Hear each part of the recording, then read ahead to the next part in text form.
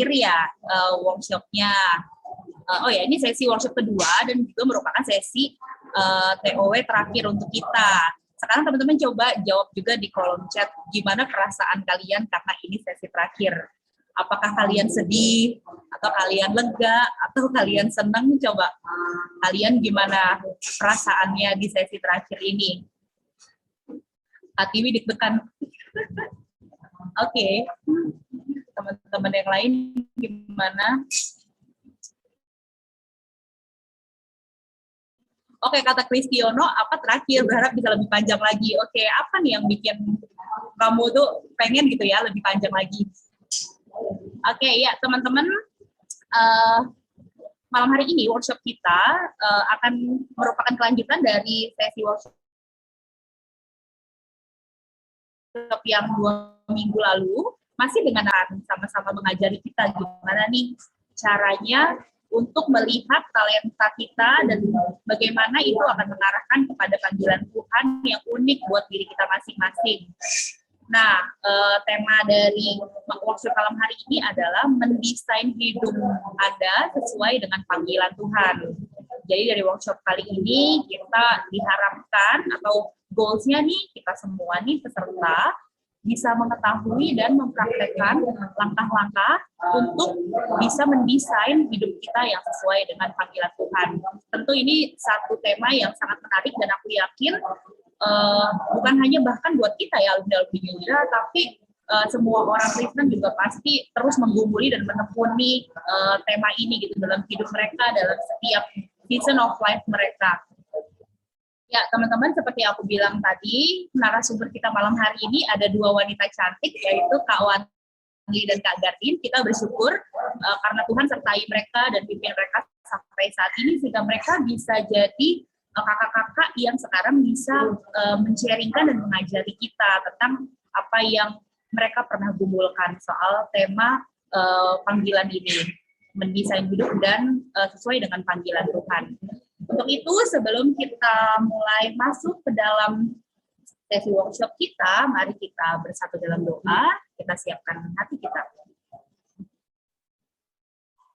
Ya, kepada Allah kami menaikkan ya Tuhan setiap doa kami, setiap syukur kami, juga setiap pujian kami ya Bapak kepada Tuhan yang kami tahu menciptakan kami, menebus kami, tapi tidak hanya sampai di situ, Tuhan juga yang terus menyertai hidup kami sampai pada saat ini. Bahkan Tuhan ketika kami sadar bahwa Tuhan telah menebus kami juga akhirnya boleh menghidupi hidup yang sesuai dengan panggilan Tuhan, bukan hidup yang sesuai dengan apa yang kami mendesain untuk hidup untuk diri kami sendiri ya Bapak. Tuhan, kami sungguh bersyukur kalau malam hari ini kami telah sampai ke dalam sesi terakhir dalam setiap pembinaan Theology of Work ini ya Tuhan. Satu kesempatan yang sangat kami syukuri, kami boleh terlibat, kami boleh ikut ya Tuhan dalam sesi ini, dan juga pada malam hari ini Tuhan kami akan kembali ya Bapak dibekali bagaimana untuk melihat hidup kami ke belakang, apa yang menjadi sukacita kami, apa yang menjadi talenta kami, dan apa Tuhan yang menjadi kelaparan dari dunia ini ya Tuhan, sehingga kami boleh memakai setiap apa yang ada dalam diri kami yang Tuhan telah titipkan untuk panggilan Tuhan dalam setiap hidup kami masing-masing ya Bapak. Pada malam hari ini kami berdoa untuk pembicara kami, narasumber kami, Kak Wandi dan Kak Gardin pada malam hari ini. Tuhan berkati mereka, pakai mereka ya Bapak untuk sebagai alat Tuhan untuk bisa membimbing dan mengajari kami ya Bapak. Juga berkati kami semua di sini Tuhan, teman-teman peserta, semoga kiranya juga bisa memiliki hati yang terbuka, pikiran yang terbuka untuk mau diajar, juga punya kehausan ya Bapak untuk mau terus bergumul ya Tuhan mengenai apa yang Tuhan ingin sampaikan kepada kami pada malam hari ini. Juga ya Tuhan untuk setiap pemimpin kelompok juga kiranya Tuhan berikan kesempatan, berikan waktu, berikan energi Tuhan untuk bisa membantu kami dalam setiap kelompok Tuhan, sehingga juga bisa memimpin sharing dengan baik. Juga ya Bapak untuk setiap tim teknis yang berada di belakang layar, Tuhan juga yang kiranya sertai, berikan kecakapan, berikan kefokusan ya Bapak. Juga untuk setiap internet jaringan ya Tuhan, kami tahu saat ini dalam beberapa daerah saat ini sedang hujan, tapi Tuhan kami percaya kalau Tuhan Tuhan yang akan sediakan kepada kami ya Bapak, jaringan internet yang terbaik ya Tuhan. Terima kasih Tuhan Yesus, di dalam nama Tuhan Yesus Kristus kami berdoa dan bersyukur. Amin. Ya teman-teman, izinkan aku untuk menjelaskan sedikit rundown kita pada malam hari ini. Jadi nanti kita akan ada materi dulu yang dibawakan oleh Kak Wanli. Lalu kemudian nanti kita breakout room-nya akan ada 2 session. Jadi kalau biasanya kan kita breakout room itu dalam setiap grup hanya terakhir aja kan. Nah nanti waktu ada breakout room yang pertama, itu teman-teman untuk mencoba dulu. Jadi kan namanya workshop kita harus aktif mencoba kan, nggak hanya mendengar aja. Nah nanti biar nyobanya juga lebih enak, itu nanti di dalam grup masing-masing aja. Habis itu kita balik lagi ke ruangan utama untuk kita mulai sesi lagi, atau kita bisa tanya jawab nanti teman-teman kesulitan apa yang teman-teman dapatkan saat teman-teman nyoba. Baru setelah itu kita akan baru balik lagi ke breakout room untuk sharing hasil yang kita semua sudah coba, yang kita semua sudah tulis tentang cerita hidup kita dan tentang apa yang kita gumuli lewat tools nanti yang akan dijelaskan oleh narasumber kita. Ya, teman-teman, mari kita mempersiapkan hati kita. Kita menyadari ya teman-teman, nanti dalam sesi ini kita kan akan makin kenal ya apa yang menjadi talenta kita, apa yang menjadi sukacita kita gitu. Dan kita akhirnya tahu bahwa kita ini ternyata buatan yang luar biasa ya, tapi bukan karena apa yang kita punya, tapi karena Kristus ada di dalam diri kita. Lalu kita juga jadi mau hidup untuk Tuhan yang memanggil kita. Kenapa? Karena kita tahu His wounds have paid my ransom. Lukanya telah membayar tebusan saya. Mari kita siapkan hati kita untuk belajar pada malam hari ini lewat satu pujian yang kita bisa renungkan, How Deep the Father's Love for Us.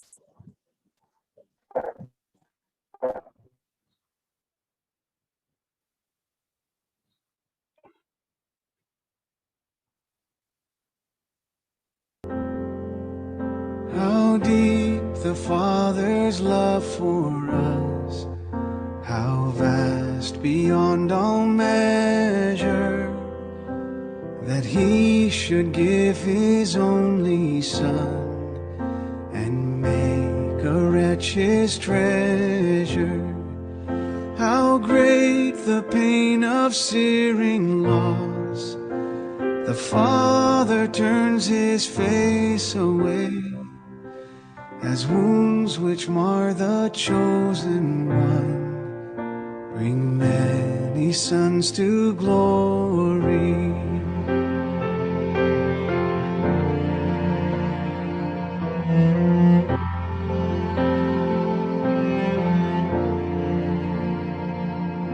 Behold the man upon his cross, my sin upon his shoulders. Ashamed I hear my mocking voice call out among the scoffers. It was my sin that held him there until it was accomplished. His dying breath has brought me life. I know that it is finished.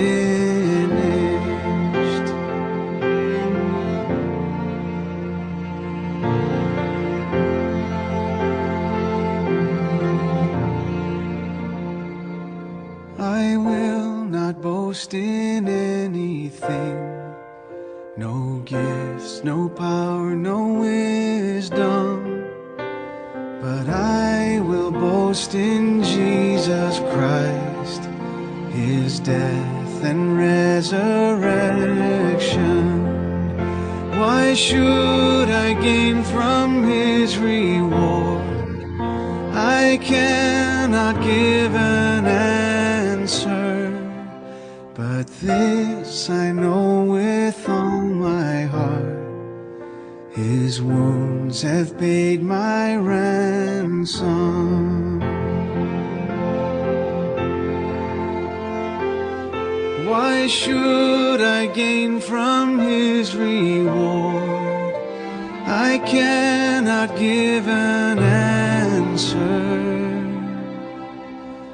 but this I know with all my heart, his wounds have paid my ransom.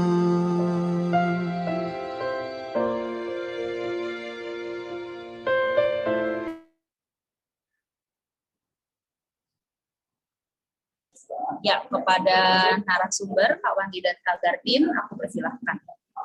Ya, selamat malam teman-teman. Karena waktunya lumayan mepet ya, banyak agenda nih hari ini nih karena hari terakhir ya, sambil teman-teman juga nanti mesti nyobain belajar bikin bersama, saya langsung aja share screen.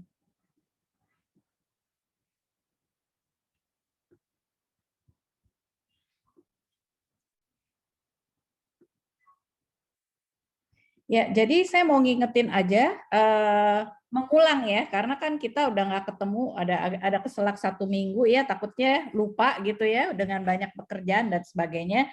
Jadi 2 minggu yang lalu, kita sudah melakukan 2 hal ini ya. Kita sudah mencoba melihat dan mengecek apa sih kekuatan kita, talenta kita dari VIP test itu ya, value, interest, dan personality itu kita udah coba ya. Lalu kita juga udah diminta untuk bikin diary. Nah, dari diary itu kita mungkin bisa mencoba menyimpulkan kira-kira greatest joy kita dari kehidupan kita sehari-hari itu ketika melakukan apa gitu ya. Dan akhirnya teman-teman juga bisa mencoba melihat selama ini baik dari diary atau dari metode yang lain ya, perenungan atau dari catatan atau bicara dari orang lain dan sebagainya, kira-kira apa sih yang beban yang Tuhan berikan atau yang Anda lihat di dunia ini yang kira-kira resonate, yang nyambung gitu dengan Anda. Nah, dari situ teman-teman bikin calling-nya apa. Nah, hari ini kita akan lanjutkan dari calling ini dengan melihat opportunity, barulah kita bisa kira-kira nanti ngeplan gitu ya, mendesain hidup kita seperti apa. Nah, saya akan coba membahas contoh dulu gimana caranya membuat calling itu ya teman-teman ya. Menyimpulkan, bukan membuat ya.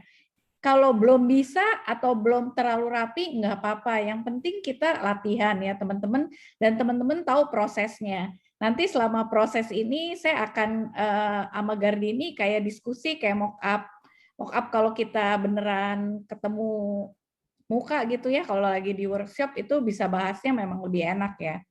Nah, saya ambil contoh kasus ini ya. Nah, ini adalah misalnya ini adalah Gardini ya. Jadi Gardini sudah bikin dari VIP-nya ini, value interest personality-nya, dia bilang dia adalah seorang encourager tuh dari hasil tesnya. Lalu value-nya ada fun, harmoni, dan altruism.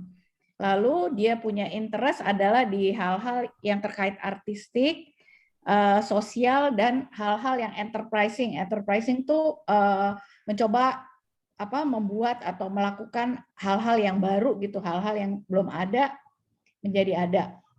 Nah, dari sini ya, Gar, kita bisa diskusi ya, Gar? Iya, sip. Nah, menurut saya, karena saya orang lain ya, jadi bisa lebih ngelihat. Kalau saya membaca ini, kesimpulan yang dibuat oleh Gardini ini, saya tidak terlalu merasa kegardiniannya. Karena saya udah kenal kan sama Gardini kan. Ini bisa menjelaskan siapa saja nih Gar. Nih, encourager ini karena ini kan menyimpulkannya hanya memindahkan saja dari tes itu ke sini gitu. Tapi Anda sendiri itu apa gitu ya? Kegardiniannya apa? Nih, saya coba refresh ya dengan karena saya tahu Gardini. Kalau saya nggak tahu Gardini mungkin agak susah ya. Jadi saya coba bilang Gardini adalah seorang encourager yang terlatih dalam menggali pemikiran orang lain. Kenapa? Karena selama ini pekerjaannya itu adalah di bidang itu. Pasti skill itu yang udah diberikan Tuhan sama dia gitu kan, udah cukup lama gitu kan. Dia suka hal yang fun, bantu-bantu orang lain, suka hal artistik, tapi yang saya tahu Gardini tuh nggak suka konflik. Nah, kira-kira gitu. Ini contoh aja ya teman-teman ya. Jadi teman-teman bisa lihat kalau hanya memindahkan saja dari tes itu hasilnya akan generik gitu ya. Karena kan tes itu dikotak-kotakan gitu. Jadi tipsnya adalah ketika membuat kesimpulan, coba tambahkan elemen yang benar-benar khas Anda gitu, hanya Anda gitu ya. Nah, lalu selanjutnya saya bahas lagi tentang greatest joy-nya. Nah, ini Gar.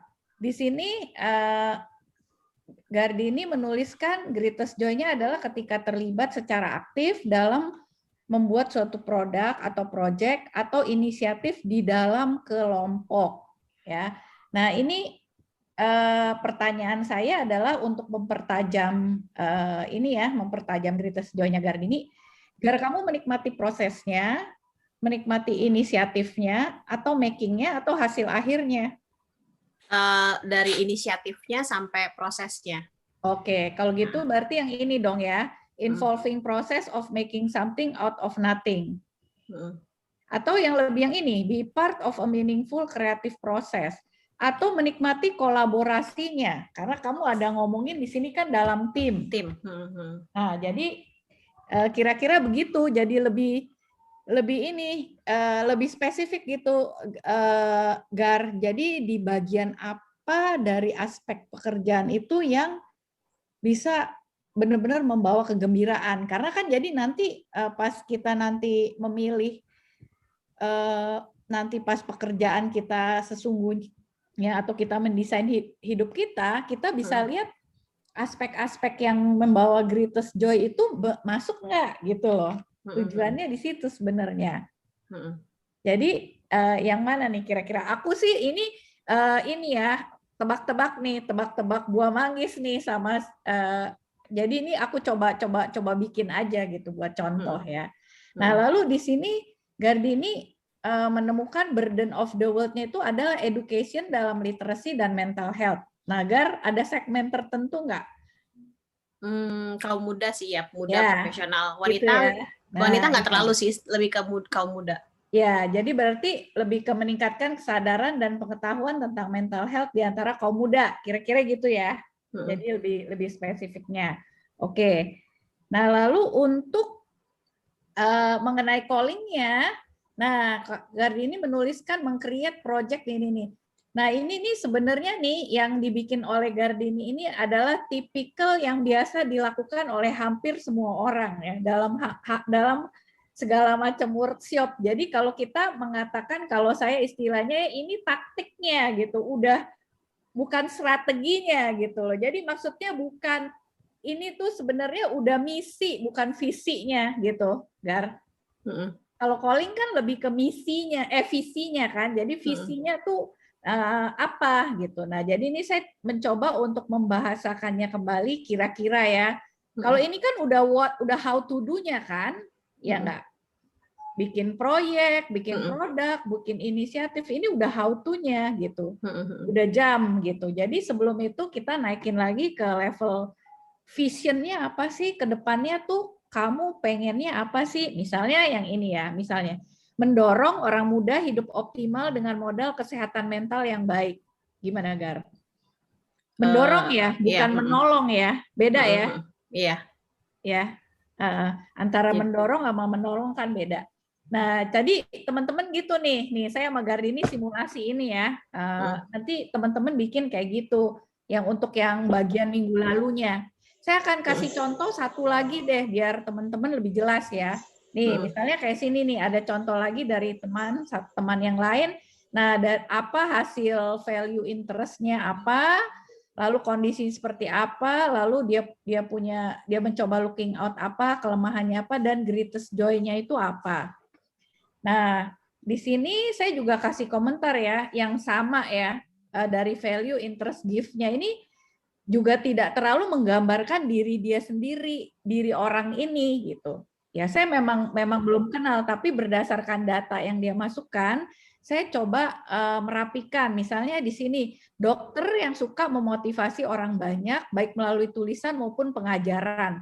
Dan dia kurang suka tekanan administratif gitu, karena dia sebenarnya dokter yang kepala puskesmas. Tapi kalau dilihat dari yang dia tulis itu yang terkait dengan pekerjaannya dokternya itu sedikit sekali gitu ya. Jadi saya juga nggak tahu kenapa ya, gimana ya.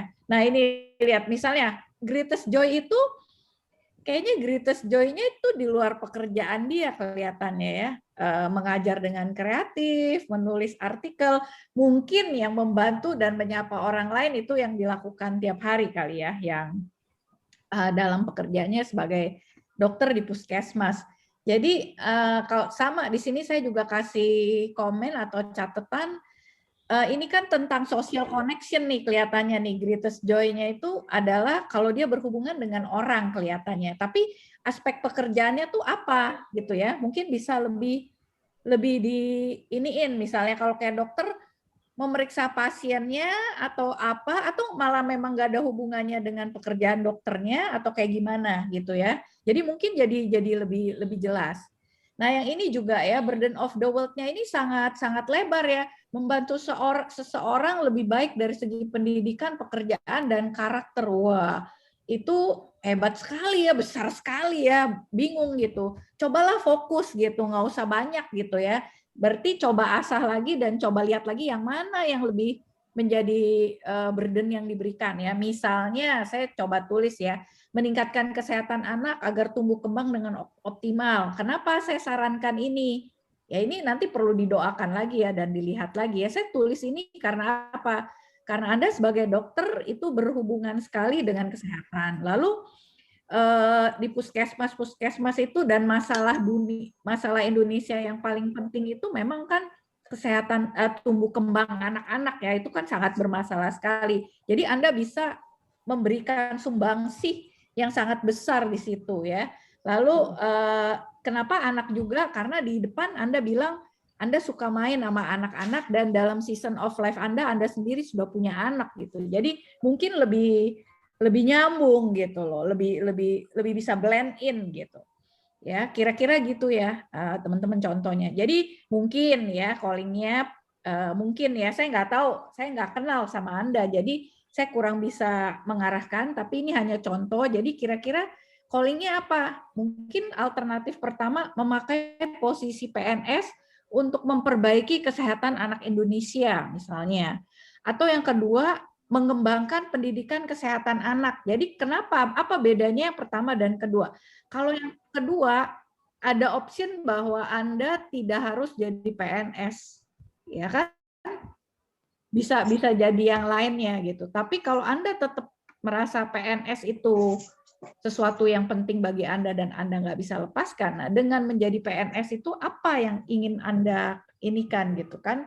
Berikan sumbangsihnya sesuai dengan value, interest, personality, greatest joy Anda, dan beban yang Tuhan berikan kepada Anda. Gitu ya teman-teman ya. Nanti kalau ada yang mau nanya, pertanyaannya belakangan ini sesi. Nah dari situ, kalau kita udah dapetin callingnya, kita baru bisa mendesain hidup kita ya. Nah jadi kita tuh punya sebagai manusia itu punya kebebasan ya untuk memilih, untuk merespon, dan untuk berubah ya. Dan kebebasan itu diberikan oleh kepada kita. Dan tapi kalau kita tentunya kita punya kebebasan lebih lagi di dalam Kristus ya. Nah, poin yang saya ingin tekankan ketika kita mendesain hidup kita adalah tentang version of you. Jadi maksud saya gini, hari gini gitu, zaman sekarang ini hidup tuh nggak linear ya teman-teman ya. Jadi kerja, terus kerjanya juga cuma satu itu aja, terus pensiun, terus menikmati masa pensiun ini sama cucu terus mati gitu ya. Nggak begitu ya teman-teman ya. Jadi poinnya di sini adalah itu kita tuh dimungkinkan untuk zaman sekarang ini kita bisa membuat sendiri, meng-create sendiri pekerjaan yang ingin kita lakukan ya dengan cara aktif untuk mencari dan mencoba membuatnya bersama-sama. Dan versinya tuh bisa banyak ya. Jadi versi diri Anda tuh bisa banyak, nggak cuma satu. Misalnya nih, saya ambil beberapa contoh nih. Ini kartu nama beberapa teman-teman saya ya. Ini ada si A nih. Dia bilang dia penggiat sustainability, literasi, dan pariwisata. Ya, dia menggabungkan ketiga hal ini. Lalu ini ada lagi teman saya yang lain, dia dosen, tapi juga dia co-founder Membumi Lestari. Ya, ada satu ini yang di komunitas yang dia bikin namanya Membumi Lestari. Ada juga teman saya yang lain, dia pendongeng dan edukator. Ya, ada lagi ini nih teman saya yang lain, vokalis, produser, desainer. Ya, jadi bisa banyak gitu ya. Tapi bagaimana kita ngeblend ya, balik lagi ya, ngeblend hal-hal yang Tuhan sudah berikan kepada kita dan yang bisa menjawab panggilan kita ya. Nah ini saya hanya contoh kata-kata aja gimana dari sini ya, kalau teman-teman baca jelas sekali visinya tuh apa gitu. Ini adalah visi beberapa komunitas yang dibangun oleh teman-teman saya. Jadi ini contoh gitu. Jadi komunitas saja bisa punya visi yang jelas gitu. Kita juga sebagai personal juga harus punya visi ya. Visi itu kalau dalam hal kita anak Tuhan itu calling kita ya. Jadi teman-teman ya. Jadi dua ya tadi ya. Jadi kita bisa punya beberapa versi. Makanya nanti ketika kita mendesain, kita bisa desain beberapa versi juga gitu. Nah nanti kita coba jalankan. Ya, nah jadi saya ambil contohnya begini ya, supaya gampang. Kalau bahasa Inggris itu memang lebih jelas. Tapi kalau bahasa Indonesia semuanya kerjaan gitu ya. Mungkin cuma calling aja, panggilan yang nggak beda. Tapi ngomongin profesi, ngomongin pekerjaan, ini job juga pekerjaan, vocation juga sering-sering diterjemahkannya work, kerja gitu ya. Nah jadi saya ini nggak saklek ya teman-teman, tapi ini hanya membantu untuk dalam rangka mendesain ya. Jadi kalau buat saya, calling itu atau panggilan itu adalah visi ya, visi hidup kita. Lalu vocation atau profesi ini adalah misi. Jadi misi itu apa yang dilakukan untuk menjawab panggilan ya. Melalui apa sih? Melalui profesi apa sih kita bisa menjawab panggilan kita. Lalu kalau ini baru job yang pekerjaan, ada job title-nya, pekerjaannya gitu. Ada bidang apa, sebagai apa, dan ada job desk-nya. Nah, ini yang udah job desk-nya. Nah, ini di sisi yang paling hierarki yang paling bawah. Nah, kesalahan kita selama ini kalau kita habis lulus misalnya gitu ya, kita cari calling kita apa, kita carinya ini kan. Ya nggak teman-teman, ini kan.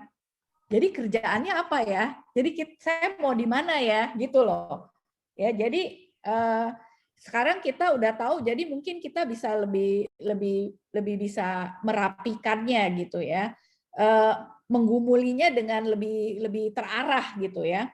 Walaupun balik lagi penekanannya nggak bilang semuanya itu harus sudah clear. Ini nggak gampang ya teman-teman. Tapi gampangnya framework ini membantu untuk memberikan gambaran ya. Maaf kalau saya ngomongnya kecepatan, tolong moderatornya bilangin ya. Saya suka kecepatan, suka masih kebayang kalau offline gitu ya. Oke. Jadi saya akan berikan ilustrasi daripada tiga ini ya. Jadi ini visinya, ini misinya, dan ini jobnya, pekerjaan yang harus dilakukannya. Jadi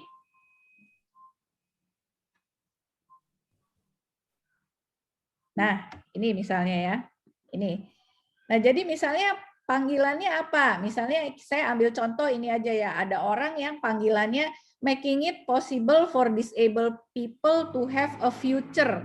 Jadi dia ingin bagaimana caranya itu orang-orang yang dianggap cacat itu bisa punya masa depan ya, membuat masa depan itu mungkin bagi orang-orang cacat. Wah, itulah panggilannya dia. Nah, untuk ini apa yang bisa dilakukan sebenarnya? Apa sih hal-hal profesi apa, vocation apa di dunia sekitar kita ya? Ini ya, ini kita observe ya. Yang strategis, yang bisa menjawab ini tuh apa kira-kira? Ini contoh aja, beberapa contoh ya. Bisa coaching, ya kan? Bisa juga dengan designing, bisa desain. Maksudnya coaching supaya orang-orang yang disable itu punya kemampuan kan, ngedesain misalnya mendesain alat-alat bantu apa misalnya yang bisa membantu orang-orang cacat itu bisa berfungsi dalam masyarakat sehingga mereka bisa bekerja dan punya masa depan misalnya. Atau bisa juga jadi entrepreneur kan yang menyediakan lapangan pekerjaan untuk orang-orang itu gitu ya. Nah, jobnya apa? Job pekerjaannya apa sih yang available? Ya, ini kan profesinya. Nah, pekerjaan yang terkait dengan profesi coaching apa?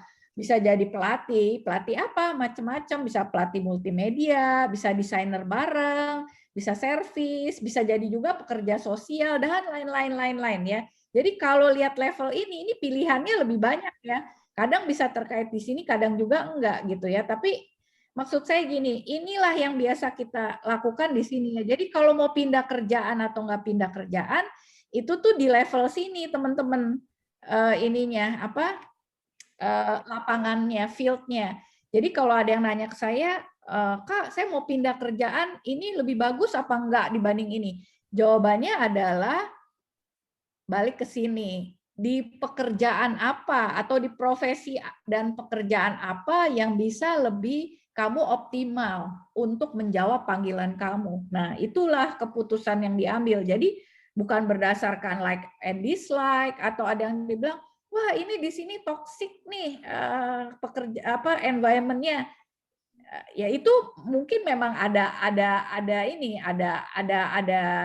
faktornya, tetapi faktor yang paling utama bukan itu ya, atau aduh sentimen nih, bos gue sentimen nih di tempat ini, jadi gue nggak betah, gue mau pindah kerja gitu, atau apa, atau hal-hal yang lain. Jadi bukan itu teman-teman. Kalau kita panggilan kita udah lebih clearer, jadinya tolok ukurnya itu jelas. Jadi jelas kan bagaimana kamu lebih memuliakan Tuhan dalam pekerjaan kamu apa? Ya ini, ya kan?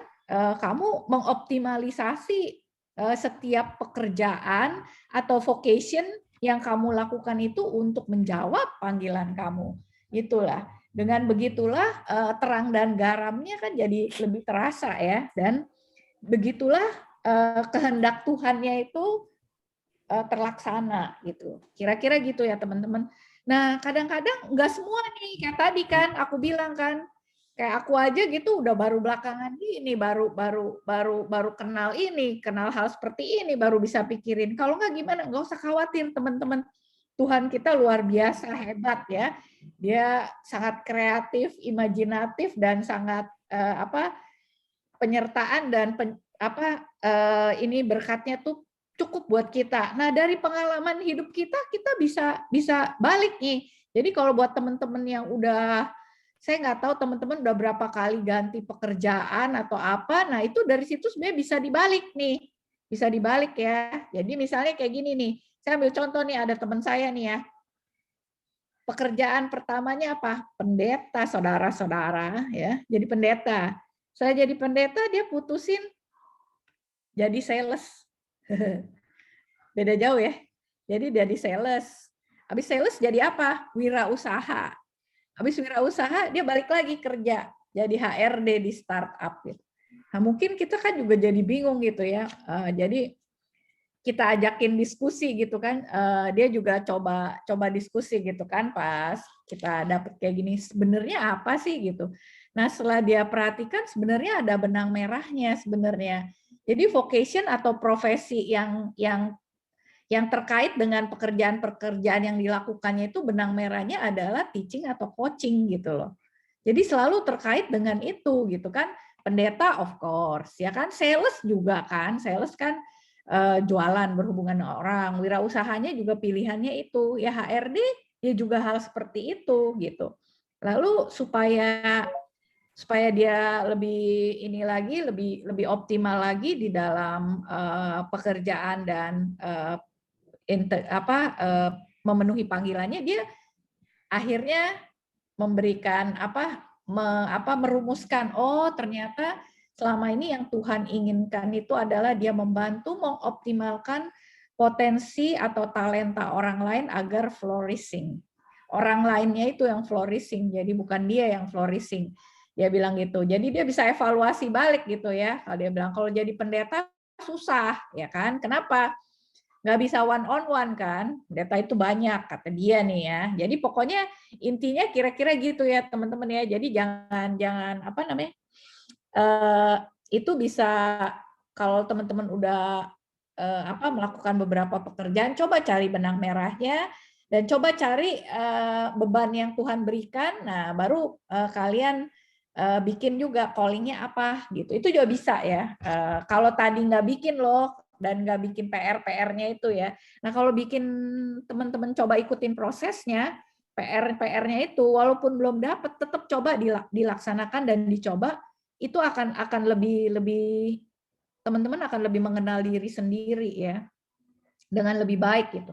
Karena kadang-kadang kita manusia itu lupa ya, kalau ditanya greatest joy-nya apa, ininya apa, suka lupa. Apa iya ya, mungkin hanya yang terkesan aja, tapi mungkin jangan-jangan kadang-kadang itu hanya beberapa kali momen aja gitu ya. Ada hal lain yang lebih konsisten mungkin, yang membawa apa sukacita pada kita, tapi kita tidak terlalu ingat karena mungkin yang berkesan itu kan biasanya yang sangat luar biasa gitu ya.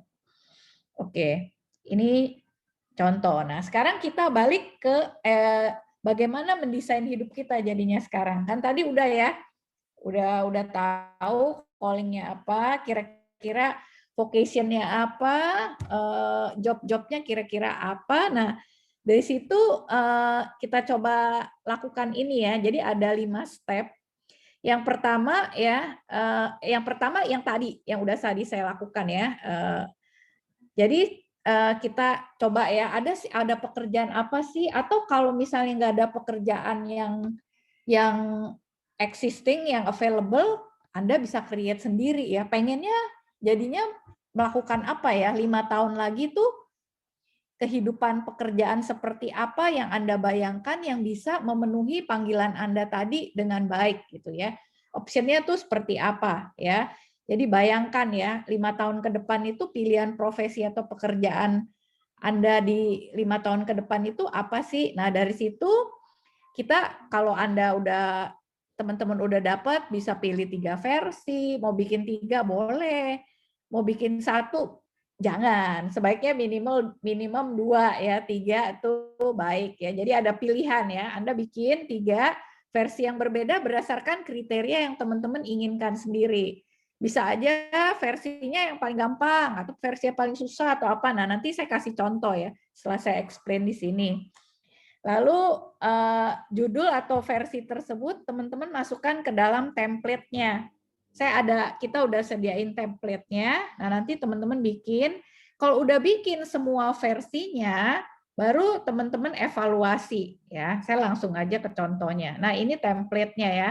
Jadi ini contoh. Jadi ini judulnya apa nih? Versi 5 tahun ke depan Anda tuh apa judulnya ya? Mau apa gitu. Nah, nanti baru dari sekarang sampai 5 tahun ke depan itu, dari sini sampai 5 tahun lagi, hal-hal apa yang harus Anda lakukan untuk mencapai tujuan Anda menjadi versi 5 tahun ke depan Anda itu, gitu ya. Jadi bikin beberapa versi 1, plan 1, plan 2.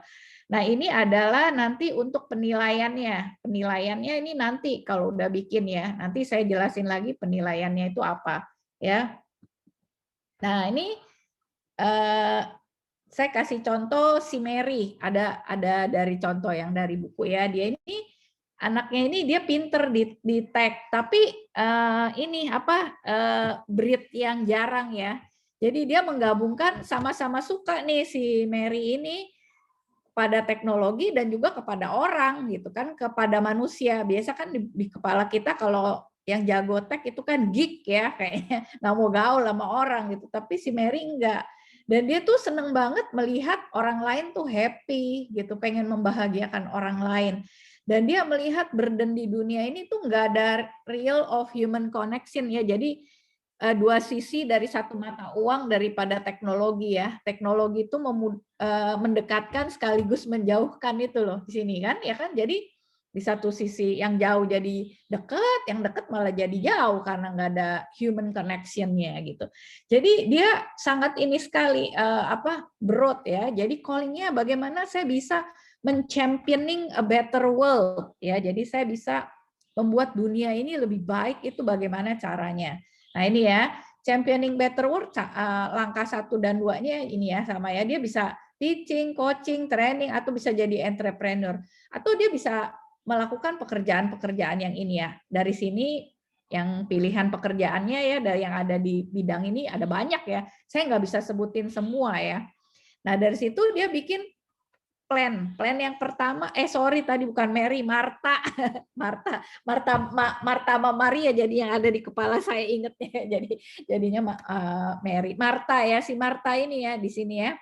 Ya, jadi dia pertama ini, plan yang pertama nih adalah versinya semuanya masih di Silicon Valley. Nah, jadi ini versi pertama ini adalah yang menurut dia dekat dengan yang dia lakukan sekarang gitu ya. Jadi buka aja perusahaan teknologi di bidang startup, tapi yang bisa lebih baik untuk dunia ini ya, kira-kira gitu ya, yang bisa lebih bikin orang lebih happy. Nah gitu ya, ini pertama.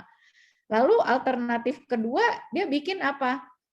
Kayaknya baik juga bikin lembaga not profit dan bekerja untuk anak-anak yang rentan kena imbas pergaulan bebas. Kan tadi dia pengen human connection ya kan, dan pengen make people happy gitu. Jadi kayaknya kalau bikin ini juga oke gitu ya. Jadi menggunakan apa yang saya tahu untuk menolong anak-anak gitu ya. Kira-kira hidup apa seperti itu ya. Jadi dia akan bikin non profit. Nah, lalu jadi di sini langkah-langkahnya apa dari tahun ke-0 sampai tahun ke-5, gimana caranya supaya di tahun ke-5 itu kurang lebih rencananya ini sudah terlaksana. Lalu rencana yang ketiga adalah, plan yang ketiga adalah menjadi entrepreneur, ya kan? Jadi dia buka satu kios tempat minum yang berbasiskan komunitas yang ramah dan menyenangkan di dekat tempat tinggalnya. Ya istilahnya buka kafe lah gitu ya, buka kafe gitu. Nah, tapi kafe yang seperti apa gimana? Nah, dia udah bikin gitu ya. Jadi dia udah bikin seperti ini. Nah, setelah selesai baru dia memberikan penilaian di sini ya untuk ketiga-tiganya ya, yang langkah kelima ini ya, langkah kelima ini memberikan penilaian. Jadi penilaian ini resources artinya apa? Apakah tenaga, sumber daya, modal dan sebagainya yang dibutuhkan untuk plan ini berapa banyak gitu ya, dari skala 0 sampai 100 gitu ya. Lalu yang kedua, berapa suka Anda ya ketika dengan plan ini Anda cold atau hot ya. Kalau hot itu kan sangat bersemangat gitu, antusias gitu. Tapi kalau ya oke juga sih, tapi gimana ya? Nah, mungkin ini lebih rendah gitu ya. Nah, ini lalu confidence level Anda untuk melakukan ini seberapa ya? Jadi confidence level Anda empty atau full ya, seberapa full confidence level Anda terhadap plan ini ya. Lalu coherence ini artinya seberapa pas rencana ini dengan calling Anda ya, dengan calling Anda, dengan value Anda dan dengan situasi Anda, ya kan? Nah, jadi berdasarkan penilaian Anda atas ketiga plan ini, Anda memilih plan mana yang akan Anda jalankan. Ya, lalu ya lakukan aja, silakan dicoba ya.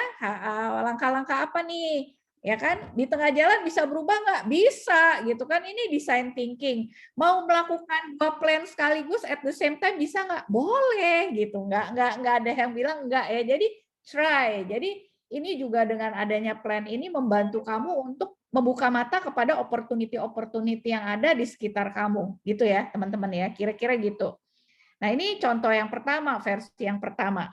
Nah ini Gardini, balik lagi ke contoh Gardin ya. Gardin ini kan tadi udah bikin seperti ini ya, dengan callingnya dia seperti ini, maka dia membuat 3 perencanaan ini. Yang pertama versinya itu membuat penerbitan buku bagi aspiring writers. Lalu yang kedua membuat menjadi penulis sendiri. Lalu yang ketiga membuat gerakan kesehatan tentang penggerak komunitas literasi tentang kesehatan.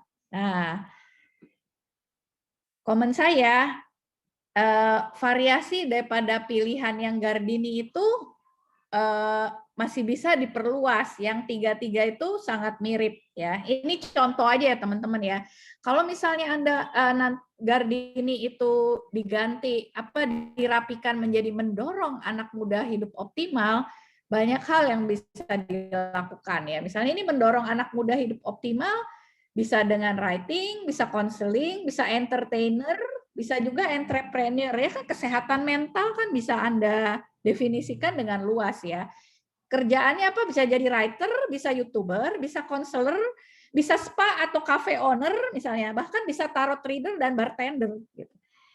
Maaf ya teman-teman ya, tentunya nanti kan dipilih ya. Ini saya cuma kasih contoh ini untuk menunjukkan betapa broadnya gitu ya, betapa lebarnya skopnya gitu ya. Jadi dari pilihan yang ada gitu, ya kan? Karena terkait dengan misalnya kesehatan mental, nah gitu loh. Jadi kita mengolahnya jadinya nanti enak mengolah pilihan kita gitu. Jadi bisa menimbulkan idenya bisa lebih banyak kalau Anda bisa mendefinisikan calling Anda dengan sedikit lebih jelas dan sedikit lebih spesifik ya. Jadi kalau misalnya ini Gardin nggak hanya bisa jadi writer gitu kan, bisa ada option yang lain gitu dalam planningnya, gitu ya Gar ya. Contohnya. Oke, Ya Kak, siap. Waktunya udah hampir habis. Saya sebenarnya ada satu contoh lagi dari saya. Saya cuma mau langsung ke versinya aja ya. Jadi kayak versi yang tadi ya. Kalau saya bikinnya, kalau si Marta tadi kan bikin versinya dari yang dari apa yang dia udah ada sekarang, lalu dicari yang lain lagi, yang lain lagi. Kalau saya karena saya di season of life saya yang berbeda, saya udah second life ya. Jadi saya sudah cukup lama hidup profesional, jadi udah MPP gitu ya, masa persiapan pensiun. Jadi versi saya bikinnya yang paling gampang. Yang paling gampang apa? Judulnya apa? Ya jadi academician atau intelektual. Itu paling gampang. Tinggal lanjutin aja. Saya kan sekarang udah dosen gitu kan ya. Itu versi paling gampang. Versi yang kedua yang paling nyaman buat saya yaitu apa? Leisure pensioner ya. Nanti pensiun aja santai-santai gitu kan. Punya rumah, punya kebun, terus ngajar, ngapain, pelayanan gitu kan, kira-kira gitu. Tapi ada yang versi ketiga yang sangat difficult tapi sangat exciting ya kalau buat saya yaitu title-nya active influencer atau mentor. Nah, jadi kira-kira gitu ya. Dan saya sekarang sedang menjalankan yang ini, yang ketiga ini ya, teman-teman ya. Nanti saya evaluasi lagi tentunya udah tercapai atau belum, atau saya harus reshaping lagi, mempertajam lagi atau kayak gimana ya. Jadi itu moving ya teman-teman yang nggak fix, not something fix, tapi itu membuat Anda lebih terprogram gitu loh, lebih berproses dan lebih terarah sebenarnya, bukan terprogram, lebih terarah, nggak yang ya udah gimana ya udah lihat besok aja gimana gitu, ya udah kayak gimana ya ntar aja, nanti ada opportunity apa yang muncul di depan Anda ya, tapi Anda bisa lebih aktif mengupayakan. Jadi ini mengupayakan dan mengerjakan keselamatan ya, bukan keselamatan. Maksudnya dengan keselamatan yang Tuhan sudah berikan, apa yang kita kerjakan untuk kingdom of God gitu, kira-kira gitu ya. Nah, lalu di sini poin terakhirnya adalah life is a process, not an outcome ya teman-teman. Jadi kalau buat kami ini yang kerja di bidang kreatif, bidang komunikasi, bidang desain, yang namanya kecewa, failure buat kita biasa gitu ya. Udah agak lebih tahan banting gitu ya, nggak sampai nangis-nangis, sampai gimana gitu, enggak ya. Jadi bagaimana caranya supaya kita bisa menerima kegagalan ya. Jadi kita harus mereframing kegagalan ya. Jadi cobalah kalau kita bikin record your failure. Jadi kamu coba juga catat kegagalan. Kegagalan bukan dosa ya teman-teman ya. Jadi kadang-kadang kita tuh suka memperlakukan kayaknya kalau gagal tuh kayak udah dosa, kayak udah salah banget, merasa gimana banget. No gitu ya, we are human gitu kan. Jadi failure is okay gitu, biasa ya. Nah, bedanya adalah kategorikan kegagalan Anda itu. Ada yang namanya screw up ya, bahasa Inggrisnya screw up. Lu screw up aja. Kenapa? Sebenarnya kesalahannya simple ya, tentang hal-hal biasa yang biasanya Anda lakukan, kamu lakukan dengan baik. Biasanya kamu bisa gitu, kamu ngerti. Nah, itu namanya cuma screw up. Ya mungkin kamu lagi kurang sehat, atau kamu lagi moodnya lagi nggak baik atau apa. Nggak usah pusing gitu, jangan terlalu bawa mood gitu ya, nggak usah baper gitu kan. It's screw up gitu. Atau yang benar-benar weaknesses ya. Kejadiannya failure, gagal karena salah satu daripada kesalahan kamu atau kelemahan kamu yang sering banget gitu ya. Kalau saya misalnya apa? Saya misalnya weaknesses saya nggak sabar gitu. Saya sering banget ngomelin orang misalnya dulu ya waktu saya kerja ya. Karena ini gitu kan. Nah, jadi saya udah tahu nih, oh kalau menghadapi ini berarti ini saya bakalan gagal, saya bakalan marahin, malah anaknya dimarahin malah nggak bisa gitu kan. Misalnya ya kayak gitu ya contohnya. Jadi kalau udah tahu weakness-nya di situ kan bisa diperbaiki. Nah, yang paling baik sebenarnya adalah yang growth opportunity ya. Jadi kegagalan yang harusnya nggak terjadi atau paling nggak nanti selanjutnya itu next time itu kalau bisa nggak terjadi lagi ya. Kadang-kadang penyebabnya itu tidak bisa kita identifikasi, tapi fix is available. Jadi artinya untuk memperbaikinya itu tersedia. Nah dari situ kita melakukan yang nomor 3, identify growth insight. Oh kita belajar apa ya? Ada growth opportunity apa ya dari kegagalan yang kemarin? Saya ambil contoh ya. Dulu saya take the job itu personally ya. Jadi kalau ada saya bikin presentasi nanti presentasinya gagal atau apa, saya itu kena ke saya. Saya ngerasa saya yang gagal, saya yang bodoh, saya yang kurang gitu ya. Nah, itu kan kelemahan ya. Lalu terus ternyata ada juga misalnya presentasi itu misalnya kan untuk mendapatkan proyek ya gitu ya. Kok yang ini gagal, yang ini gagal, yang ini berhasil, yang ini gagal. Tapi ternyata ada dari beberapa kegagalan itu kita mempelajari bahwa oh ternyata di dalam proses mendapatkan proyek itu kita harus melihat keseriusan kliennya. Ada klien yang cuman pura-pura doang menawarkan proyek ke kita gitu. Jadi tuh kegagalannya bukan dari itu misalnya ya. Jadi kita jadi tahu next time apa? Next time kalau dia ditawarin proyek lagi kita lihat lagi ya. Jangan lakukan lagi. Atau kita tahu the critical failure factor. Misalnya dulu saya pernah dapat bos yang nggak tepat waktu gitu. Jadi kalau kliennya tepat waktu, dia nggak usah datang deh presentasi, dia bisa bikin buyar itu semuanya. Misalnya ya kayak gitu ya teman-teman ya. Jadi nggak usah takut dengan kegagalan. Sebenarnya dari saya itu waktunya udah habis, saya udah pasang alarm nih. Pas ya moderator ya. Jadi habis ini sekarang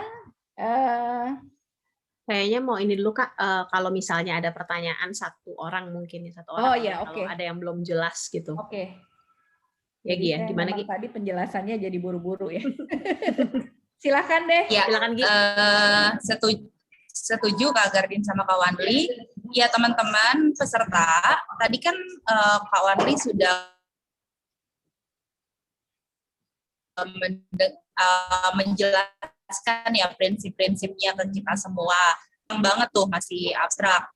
Teman-teman kita kasih waktu sekitar mungkin 5-10 menit untuk teman-teman yang mau bertanya. Apakah ada? Silakan mau bertanya langsung. Kalau misalnya teman-teman malas ketik, silakan langsung unmute aja. Atau ada teman-teman yang prefer nanyanya by chat juga boleh. Kita persilahkan.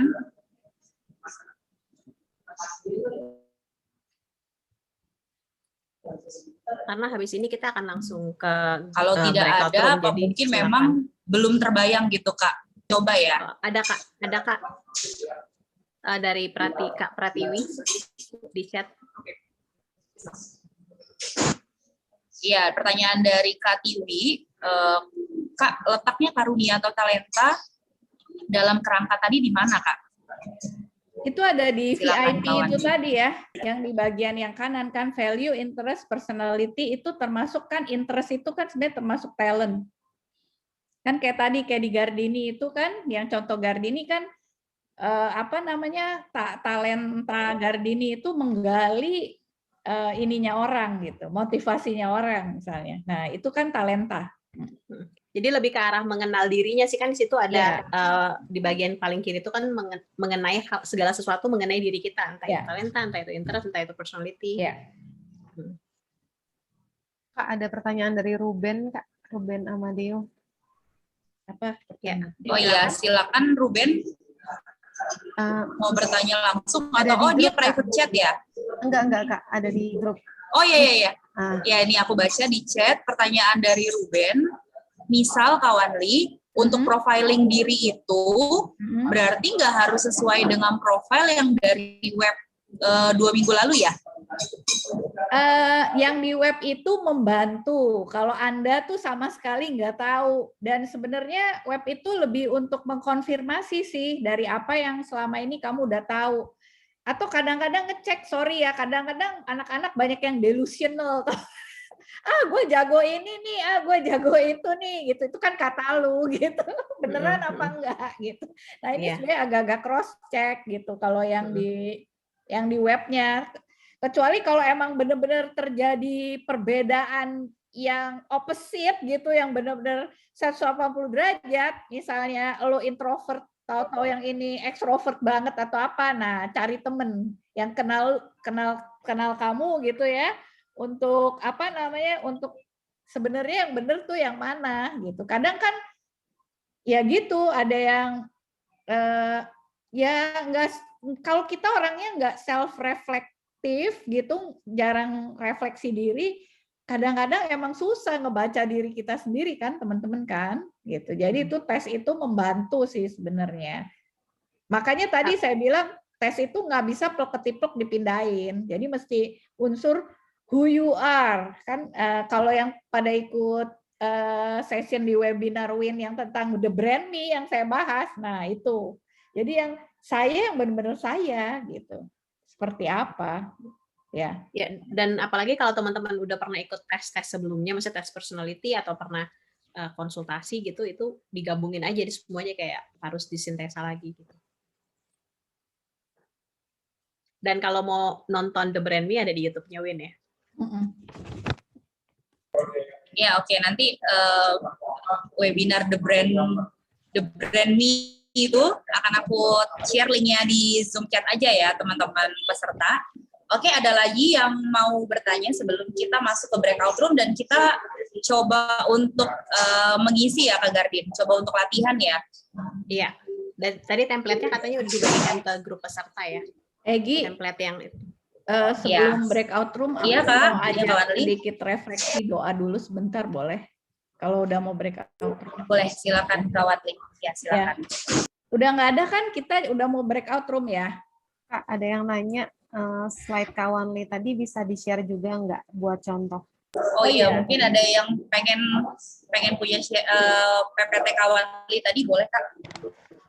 Ya, ntar abis ini aku share ke Gardin dulu. Nanti Gardin akan bagikan. Saya mau nanya Kak.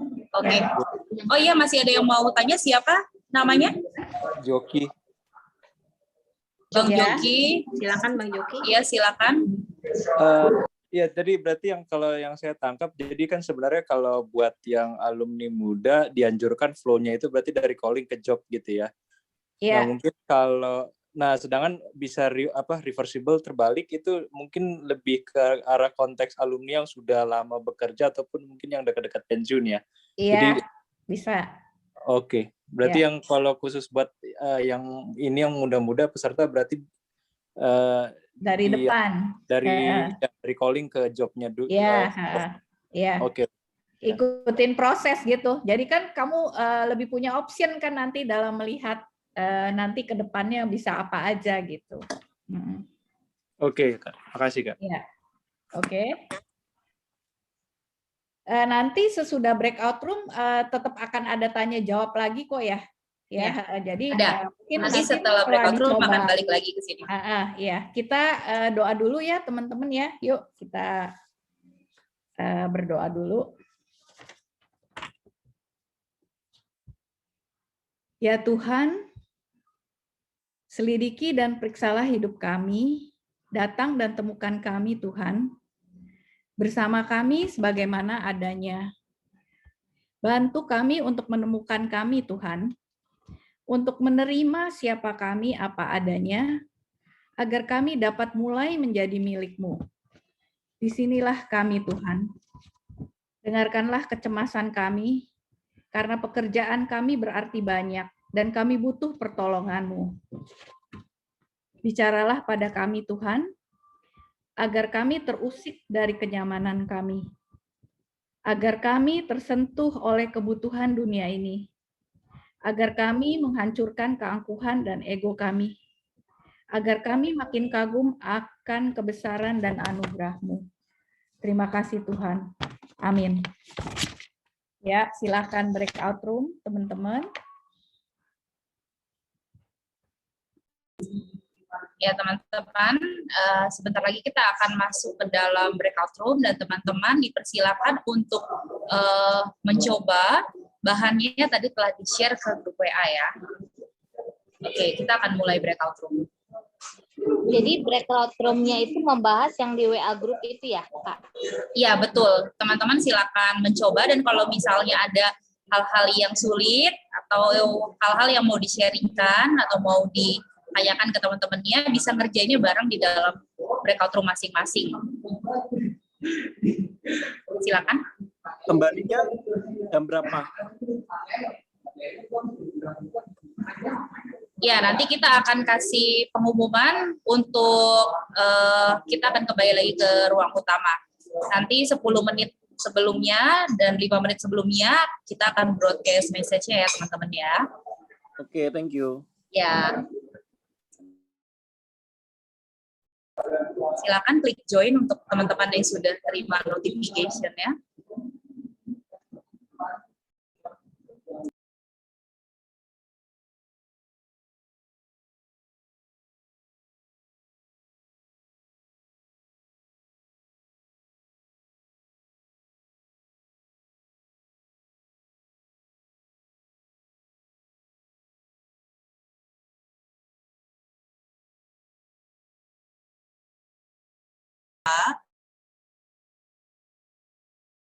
Untuk mengisi yang teman-teman mau tanyakan, dipersilahkan ya untuk bertanya di sesi ini. Kita buka 2 metode kembali. Teman-teman yang lebih nyaman untuk ngomong langsung, silahkan langsung open mic, di-unmute aja. Atau untuk teman-teman yang agak-agak malu-malu nih, ngomong langsung bisa di chat, di kolom chat. Gimana? Apa tadi ada kesulitan? Aku ya mau komentar teman-teman, boleh? dan mungkin emang harus di Ya tadi ada yang mau komentar.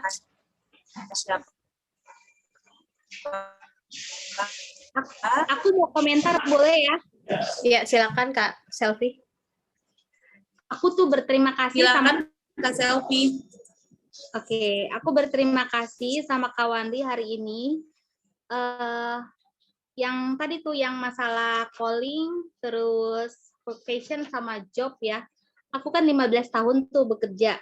Kadang kan bingung ya callingnya kayak gimana. Aku kemarin kerjain ya day one, day two gitu kan. Semuanya aku kerjain. Terus, tapi hari ini ada hal yang baru nih ya dari Kak Wandi. Kalau yang udah lama kerja mulai aja dari job dulu, terus dengan contoh-contoh tadi ya, aku kerja sebagai apa, terus aku baru ingat iya ya 5 tahun pertama aku kerja ini, 5 tahun kedua aku kerja ini, 5 tahun ketiga aku kerja ini. Dari situ aku bisa melihat, oh ternyata Tuhan menuntunnya pelan-pelan tuh, aku pikir sangat beda jauh banget. Oh ternyata nggak beda jauh ya, prinsipnya tetap sama gitu. Walaupun secara tertulis ya statement gitu kalimatnya masih di dalam sebuah pergumulan besar itu mengenai callingnya, tapi area-areanya tuh udah mulai kegambar sedikit-sedikit gitu. Mungkin kalau yang baru pertama kali kerja itu, aduh apa ya mau kerja apa, kerja juga belum ya. Kata Kak Wandi tadi mulai aja dari calling dulu. Jadi ada pilihan kerjanya mau kerja di area mana gitu. Kalau kita kebalikan dari job yang kita udah lakukan terus dianalisa, oh iya ya ternyata begini, itu seneng banget sih dapet itu. Terus yang kedua, Tuhan kita sangat kreatif gitu, itu kayaknya seneng banget tuh mendapatkan kalimat itu. Tuhan itu nggak membiarkan kita kebingungan terlalu lama ya. Terus tadi juga Kak Wandi cerita kegagalan itu bukan dosa gitu. untuk seorang yang sangat perfeksionis, kalau gagal tuh merasa diri tuh hancur banget ya. Tapi hari ini diingetin lagi, gagal itu biasa kok gitu. Bagaimana kita meresponi kegagalan, karena Tuhan kita itu Tuhan yang kreatif, sanggup mengubah kegagalan itu menjadi sesuatu yang untuk merenovasi kita di masa yang akan datang. Jadi thank you banget Kak Wanli sama Kak Gardini ya. God bless. Ya, thank you Kak Selfie.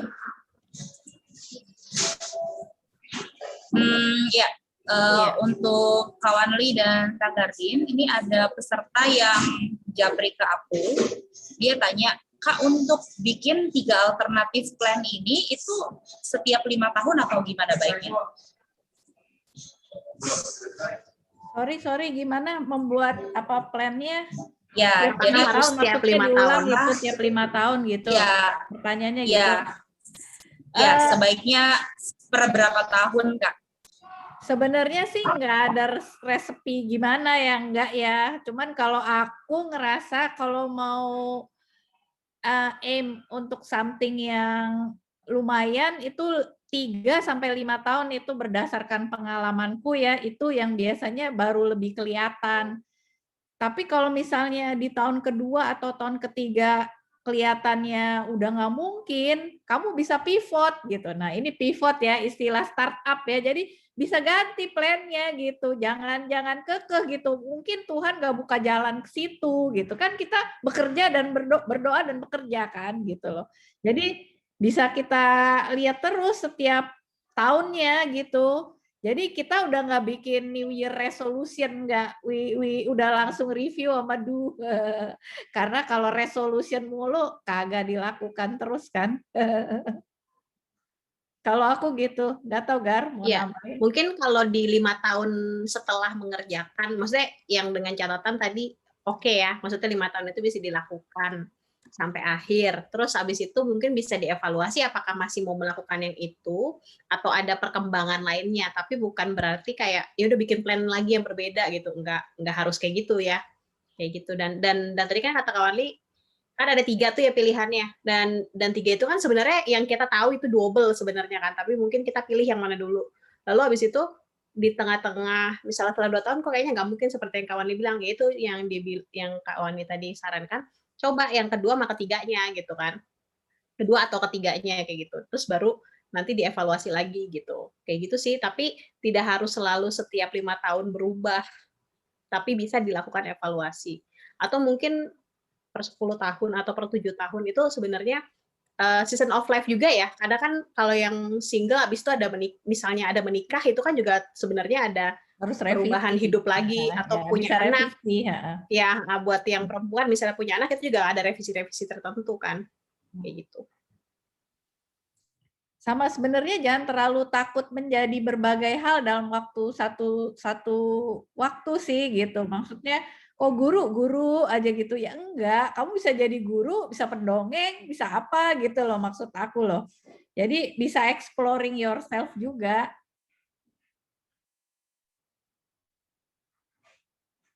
Jelas nggak teman-teman? Ada tambahannya lagi ya Gi ya? Kayak ada pertanyaan tambahannya lagi ya dari orang yang sama ya Gi ya? Enggak sih, ini dari orang berbeda. Oh oke.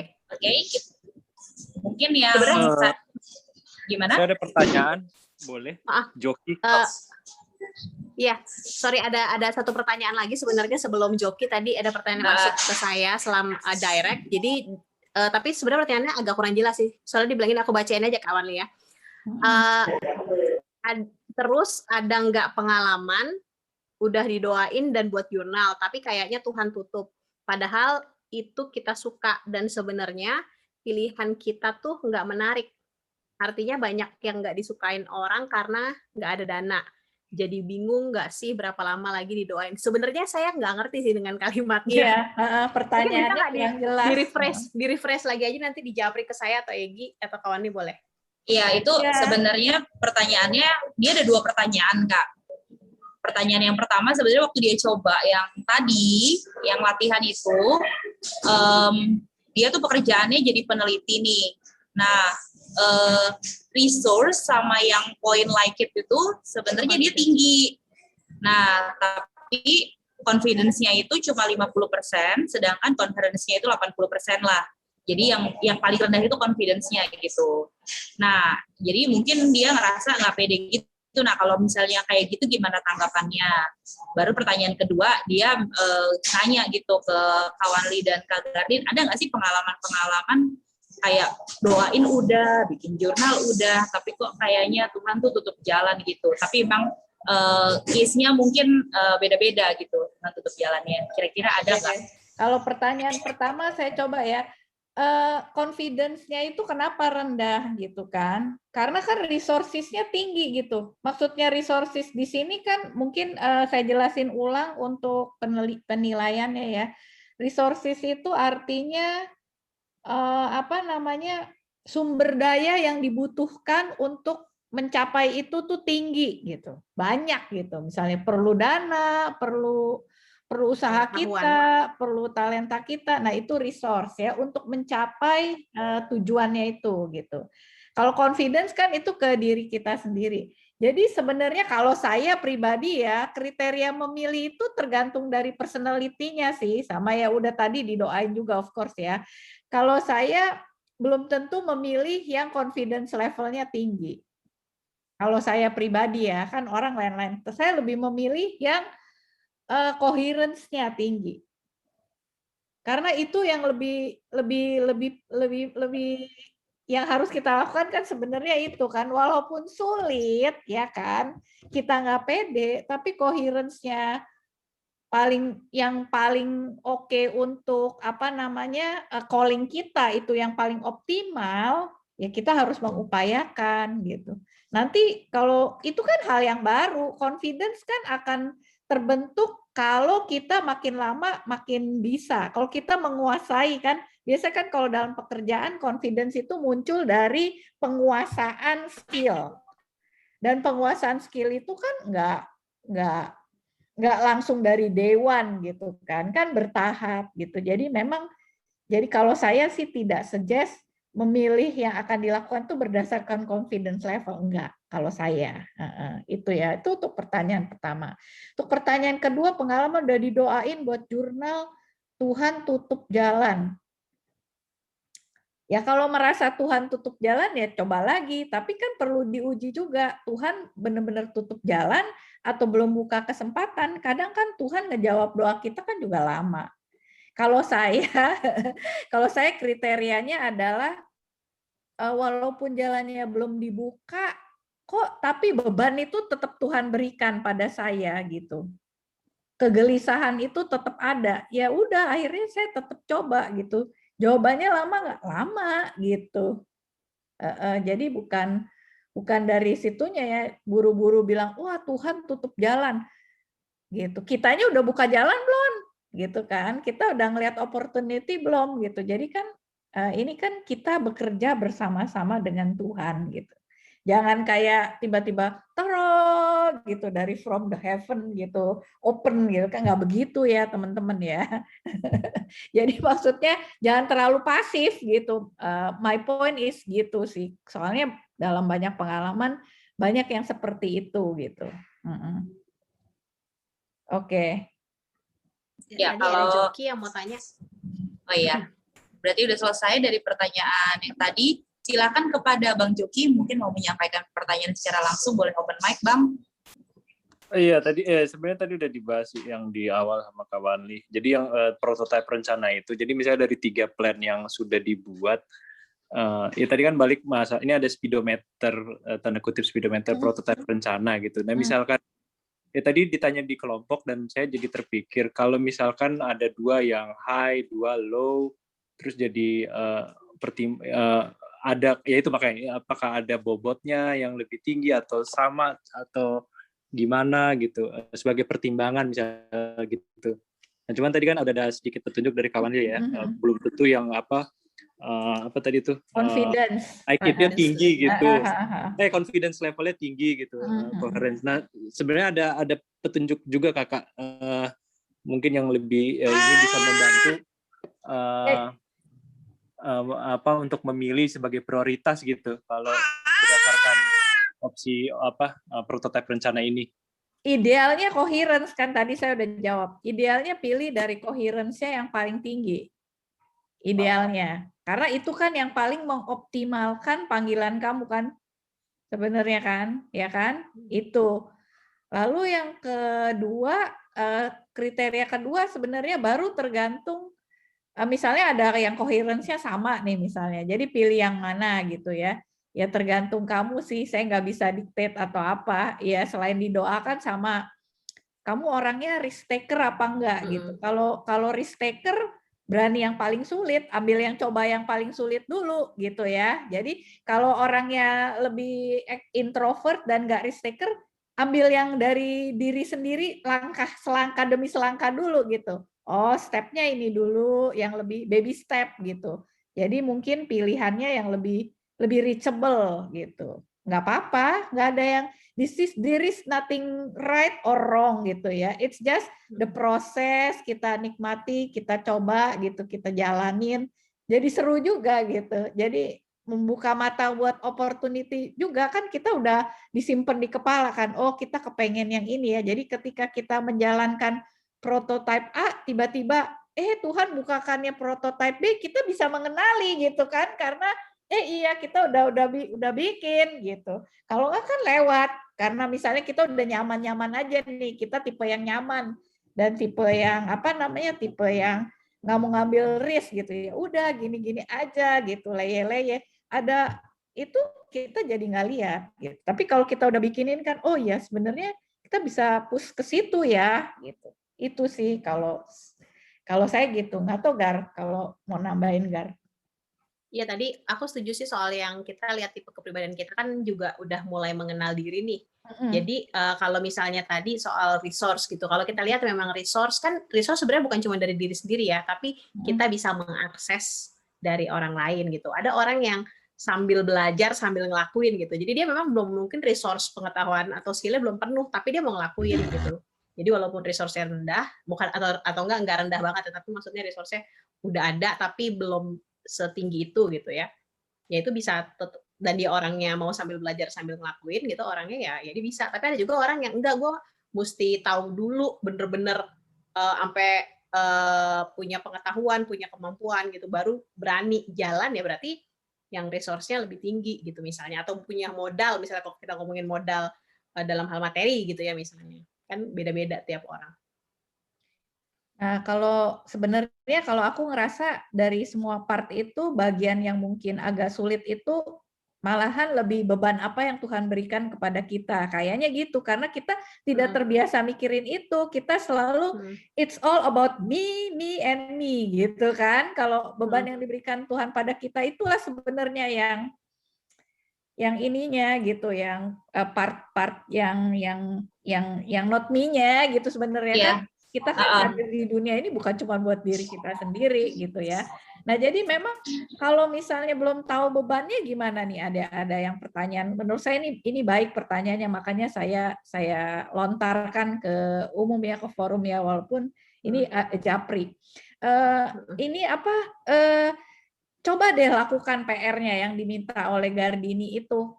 Kamu lihat dari diary hidup kamu atau misalnya ada berapa metode kan yang diminta sama Gardini itu. Nah, nanti kamu bisa lihat benang merahnya. Setelah tahu benang merahnya baru didoakan dan coba lebih peka lagi gitu. Atau lihat selama ini kamu ujung-ujungnya nanti misalnya berkegiatan atau apa. Nah, ke bidangnya apa gitu, yang keseret-seretnya ke yang mana gitu. Atau ya kalau memang nggak itu ya tetap mulai didoain masalah apa, lihat kamu baca koran, udah nggak baca koran ya, ketahuan angkatannya nih, baca online news gitu, baca apa, baca FB-nya teman, baca Instagram, kok kayaknya kok isunya itu yang kayaknya kamu ke-expose itu gitu. Nah, apakah kamu berasa nggak kamu ada simpati, ada ketertarikan atas isu-isu itu. Nah, baru didalemin lagi dan didoakan. Itu ya. Jadi kita bisa ya seperti itu kira-kira.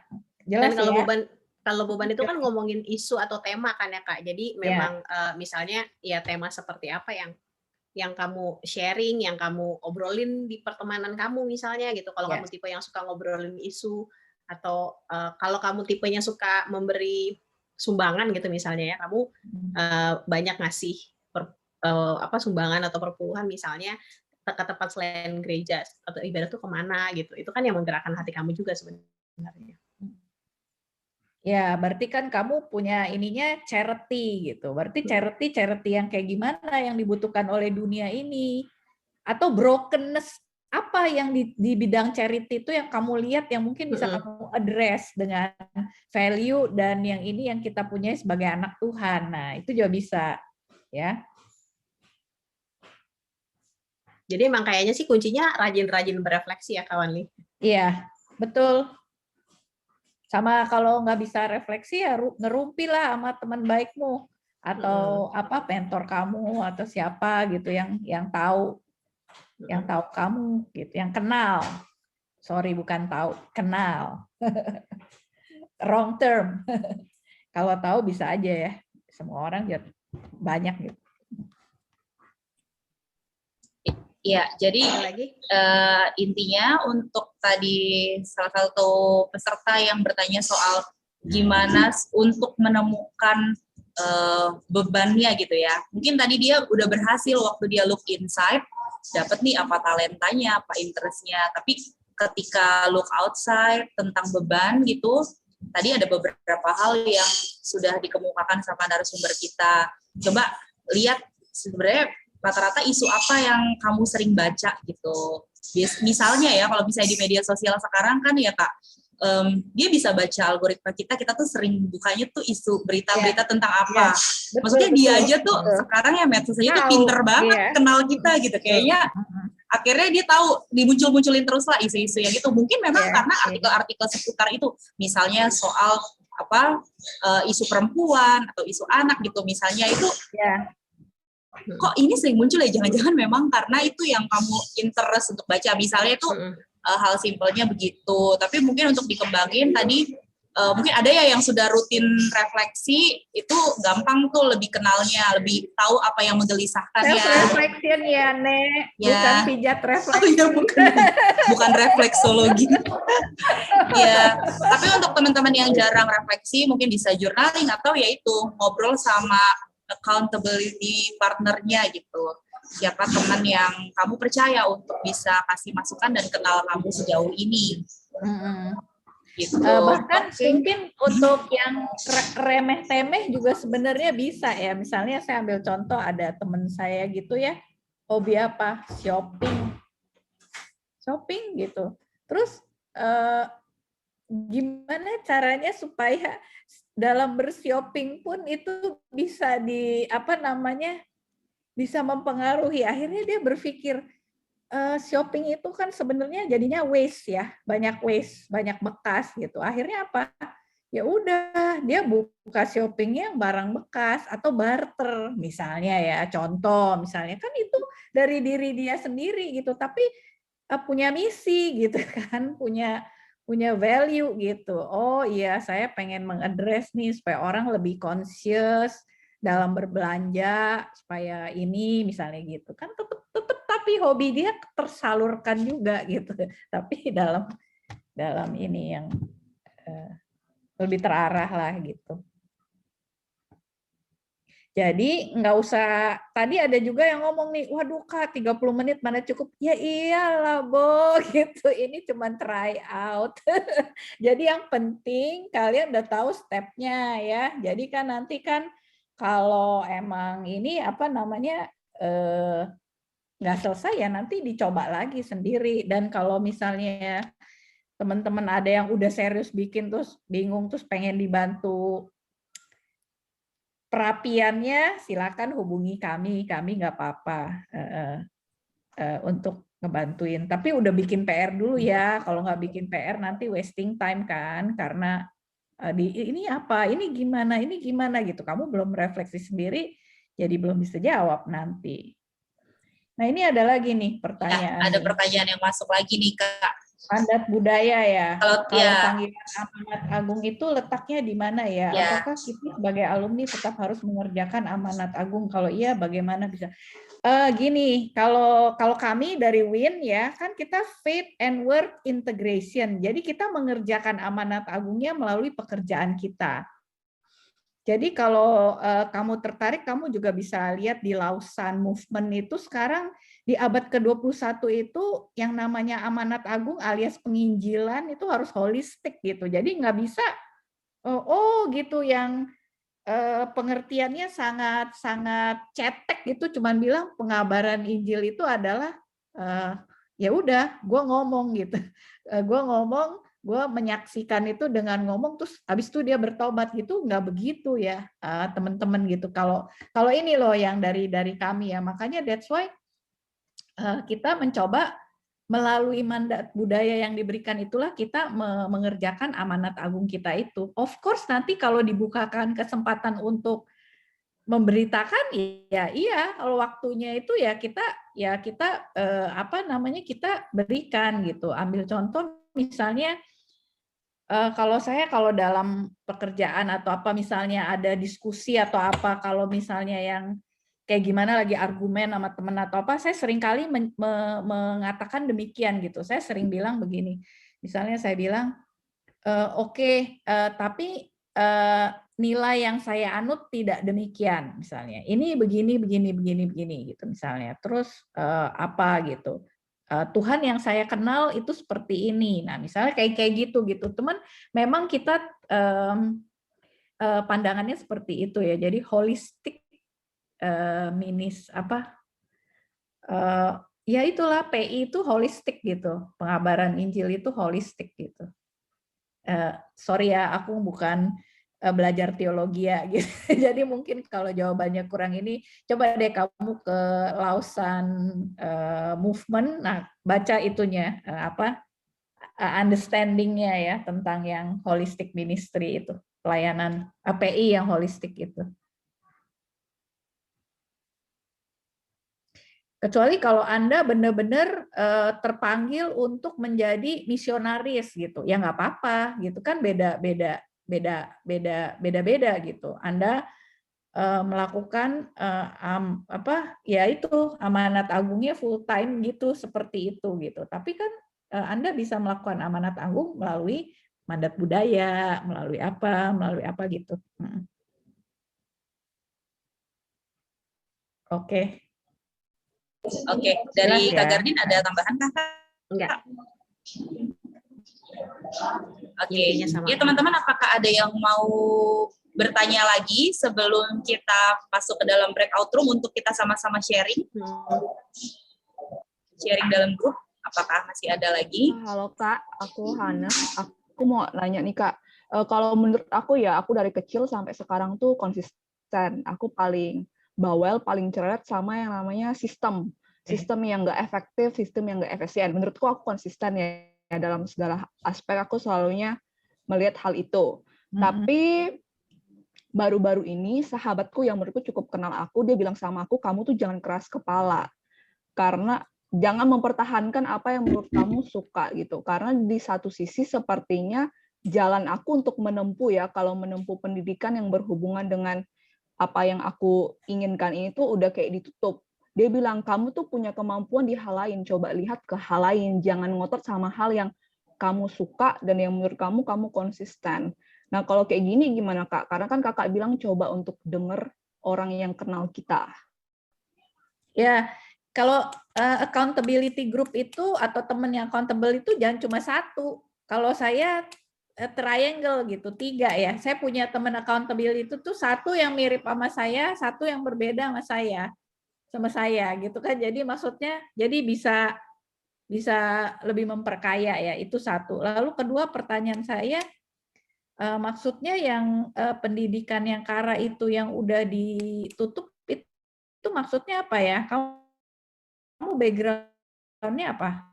Pendidikannya? Kalau aku ambil teknik sipil. Dan di teknik sipil ini kan ketika kita mau menyusun skripsi kan ada konsentrasinya ya kan. Kalau aku maunya ambil konsentrasinya manajemen, karena manajemen lebih sering ngurusin sistem. Nah, sulit manajemen. Tapi Sulit kalau maksudnya sulit gimana? kan Sulit. bukan menjadi kriteria terus Iya, kamu iya. jadi Kalau nggak aku pribadi lanjutin aku kan? bilang karena aku suka Iya. sesusah apapun aku jabanin deh gitu. Cuman Iya. kan maksudnya saran-saran dari orang sekitar tuh bilang coba pertimbangin deh, kan yang penting cepat lulus. Toh juga lulus belum tentu kamu ambil bidang itu kan untuk kerja. Ya kan kamu kan udah bikin exercise ini kan, jadi nanti kira-kira kalau ke depan kamu udah identifikasi kan profesi dan pekerjaan apa yang bisa sesuai dengan yang kira-kira beban kamu itu kan, mungkin memperbaiki sistem gitu kan. Berarti memperbaiki sistem berarti melihat brokenness di bidang arsitektur gitu, sipil ya, di bidang sipil dan mencoba menginikannya dengan policy gitu kan ya. Jadi kan kamu udah bisa ngeliat tuh profesi-profesi apa sih yang mengandung unsur-unsur yang bisa kamu lakukan itu gitu kan.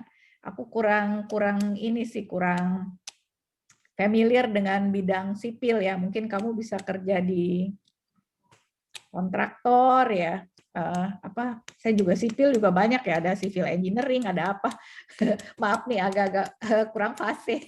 Tapi maksudnya jelas kan ya maksud saya. Jadi nanti kamu udah bisa mulai mencari dari sekarang gitu loh jalurnya. Iya, Pak. Sesuai dengan yang itu. Saya rasa sih walaupun sulit kamu coba itu justru menguji kamu. Do you really into that or not? Ya kan? Apakah benar-benar suka atau enggak? Ya, thank you, Kak. Ya, thank you Kak Hanas untuk pertanyaannya. Apakah masih ada lagi teman-teman yang ingin bertanya atau yang bingung? Silakan gunakan kesempatan ini karena ini adalah sesi terakhir kita. Halo Kak, saya mau bertanya Kak. Oke, kita dengan Arif Putra. Bang Arif. Iya Kak, terima kasih Kak Wan. Ya terima kasih Kak Wandi. Saya udah dapat flow-nya nih kan dari. Jadi saya dibilang alumni muda nggak muda banget ya, karena udah pernah kerja juga, udah pernah pindah-pindah job juga ya. Jadi saat ini saya kondisinya lagi standby atau job seeker ya, udah lebih dari hampir 3 bulan. Nah di situ jadi saya udah identifikasi mulai dari PIP, Crisis Joy Burden. Giliran sekarang kan lagi seeking for opportunity gitu ya Kak, cari jobnya nih, cari job kan active and create aktif dan create the job itu ya. Nah puji Tuhan, jadi 3 tahun terakhir ini saya ada 2 role. Kalau nggak di disiplin engineering, saya electrical engineering, yang disiplin satu lagi yang lebih generalis kayak di supply chain management. Nah berarti kan selama saya sebulan terakhir mencari ini, kan saya cari 2 role itu Kak yang pernah saya jalanin. Nah, saya udah buat tuh Mbak Kak, sebelum seminar itu saya buat 5 tahun ke depan, kalau nanti kesempatannya datang yang generalis atau yang disiplin, nanti saya akan begini. Yang penting saya udah baca bukunya si Gordon itu juga ya. Terus ini kan time-nya nih Kak, yang lebih dekat itu yang datang, ada sih yang 2 memanggil, satu yang disiplin, satu lagi yang generalis. Yang lebih dekat kesempatannya kerja dalam waktu dekat offering itu sih yang disiplin. Pas saya rasa speedometer saya itu lebih hot di yang generalis tadi Kak gitu. Nah, kan ada variable time di situ. Nah, di situ gimana ya Kak inputan atau insight dari Kakak? Karena kan apakah saya tetap tunggu yang speedometernya hot itu, padahal di satu sisi ada yang bilang ya coba aja dulu kan belum tahu gitu kan. Tapi saya udah coba di 3 tahun terakhir gitu Kak. Boleh dibantu Kak? Kamu maksudnya udah coba dua-duanya, spesialis dan generalis sudah, dan lebih suka yang generalis. Iya. Itu ya sebenarnya ya. Iya. Kalau untuk yang beban yang Tuhan berikan ke kamu apa? Kalau itu kan dari segi interest sama ininya ya. Bebannya apa? Kalau kata senior saya sih, si Arif ini orangnya konservatif ya, maksudnya hitam putih gitu, sekaku itu gitu loh, sekaku dan seperfeksionis itu nggak ada apa ya. Kalau kita di generalis itu kan memang kita sesuai hukum gitu loh Kak, sesuai hukum. Jadi saya agak perfeksionis juga, dan perfeksionis itu baru bisa terasa kalau kita bekerja di yang generalis, karena di manajemen itu. Gitu. Kita mesti comply. Iya, tapi maksudnya kalau tentang isu-isu di sekitar kamu itu yang menarik minat kamu atau yang menjadi beban buat kamu apa? Karena mungkin kan kamu bisa menggabungkan itu jadi menjadi faktor juga dalam decision making kamu. Jadi nggak cuma single gitu loh. Ketika kamu misalnya gini ya, misalnya saya ngaco aja nih ya, karena saya kan nggak tahu. Misalnya kamu itunya apa lingkungan misalnya masalah lingkungan.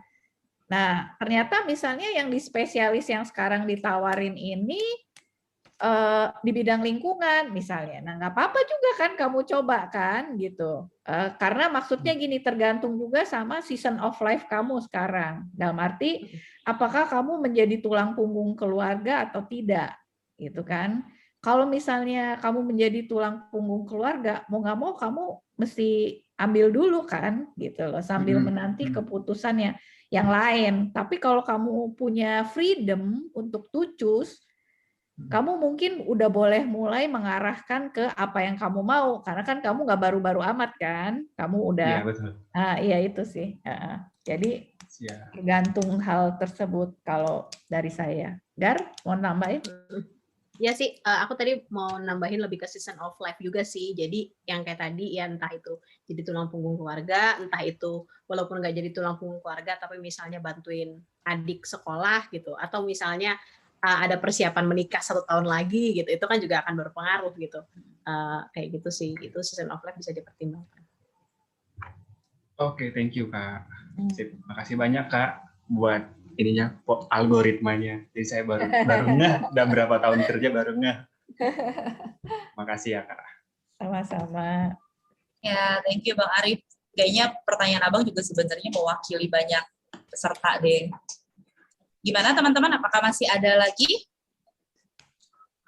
Kalau sudah tidak ada, mungkin teman-teman yang belum selesai mengerjakannya masih punya kesempatan nih, jangan ditunda-tunda untuk mengerjakannya. Dan nanti tadi kan sudah ditawari juga oleh kedua narasumber kita, ketika teman-teman sudah mengerjakan dan sudah merefleksikan, kalau menemukan kesulitan dan pengen bertanya lagi, itu Kak Wanli dan Kak Gardin itu akan siap untuk menyediakan waktu untuk teman-teman bisa konsultasi ya. Sambil menunggu ya teman-teman, sekalian kami juga mau mengumumkan di hari Selasa depan itu WIN akan ada webinar tanggal 25 Mei, kita mulai jam 7 malam, temanya Our Problems with Work. Link registrasinya sudah aku taruh di Zoom chat, silakan teman-teman yang mau join untuk bisa registrasi. Oke, sepertinya sudah tidak ada. Sebelum kita masuk ke dalam breakout room untuk kita sama-sama sharing soal apa yang kita dapatkan hari ini, aku mau menyerahkan ke Kak Esi terlebih dahulu. Silakan Kak Esi. Sorry. Halo, sudah terdengar? Ya, sudah. Ya, sudah Kak. Ya. Ya, terima kasih teman. Kita udah di penghujung acara dan ini sesi yang terakhir sebelum masuk ke breakout rooms. Tadi sih saya terinspirasi dari Kak Wanli bilang bahwa ya perjalanan ini tuh ya satu proses lah ya, satu journey yang memang kita boleh alami teman. Dan ketika saya merefleksikan hal ini, saya menyadari bahwa ketika kita boleh setahap demi setahap mengerti siapa Allah yang menciptakan kita dengan segala keunikan dan talentanya dan apa yang beban yang Tuhan kasihkan untuk misi yang kita emban, disitulah sebenarnya Tuhan rindukan kita boleh menjadi rekan sekerja Allah gitu. Dan itu yang kalau kalian lihat, itu juga yang saya quote dari Rick Warren. Saya meyakini teman bahwa setiap kita udah mengalami Allah gitu kan. Kalau tanpa Allah ya hidup kita tidak punya purpose. Jikalau hidup tidak punya purpose, maka tidak punya meaning. Kalau hidup tidak punya meaning, maka tidak ada signifikan atau harapan yang kita alami. Sehingga bagi teman-teman jangan putus asa, bagi yang masih terus bergumul di dalam meyakini panggilan Tuhan dalam hidup kalian, ya nikmatin aja journey ini. Nikmatin aja journey ini, kan ya ini karena ini juga masa transisi teman-teman gitu. Dan saya juga sangat terinspirasi juga sebenarnya karena ada beberapa teman-teman peserta yang saya coba japri secara pribadi.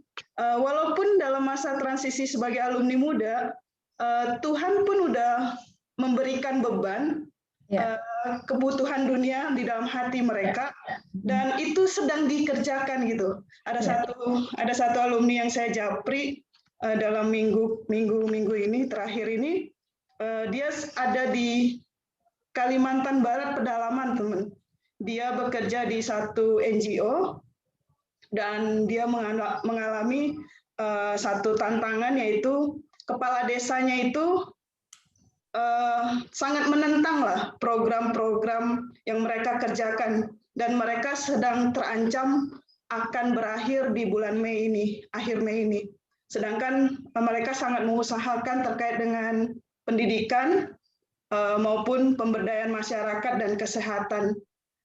Teman saya ketika dengar cerita dia, saya pribadi sangat terharu gitu, bahwa walaupun kita adalah alumni muda dan masih masa transisi dan mencari panggilan Tuhan atas hidup kita, tetap terbuka kemungkinan besar untuk Tuhan pakai menjadi rekan sekerja Allah mengerjakan misinya di dunia kerja, teman. Jadi nikmatin proses masa transisi ini sampai akhirnya teman mantap akan panggilan, dan akhirnya boleh menjadi alumni yang boleh melihat peran strategis yang boleh memberikan dampak secara strategis bagi kerajaan Allah melalui profesi yang kita tekunin. Semoga kita boleh mengalami dan menikmati, teman, boleh menjadi alumni yang memiliki profil seperti Sadikim, menjadi alumni yang membawa kabar baik bagi Indonesia. Itu yang kami rindukan. Sampai jumpa lagi, teman. Semoga kita boleh bertemu kembali di acara-acara yang lain. Terima kasih, Tuhan memberkati.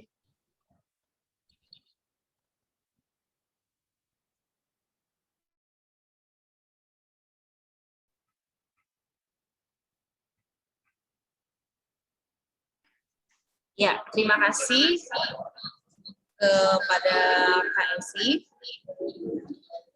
Ya, teman-teman, kami dan saya mewakili WIN, pengurus WIN, mengucapkan terima kasih dan mohon maaf untuk kalau ada kesalahan selama kami melakukan pembinaan di TOW untuk alumni muda ini. Ya, beberapa menit lagi kita akan masuk ke dalam sesi breakout room. Teman-teman dipersilakan untuk sharing apa yang teman-teman dapatkan hari ini. Terima kasih, selamat malam. Tuhan Yesus memberkati. Terima kasih.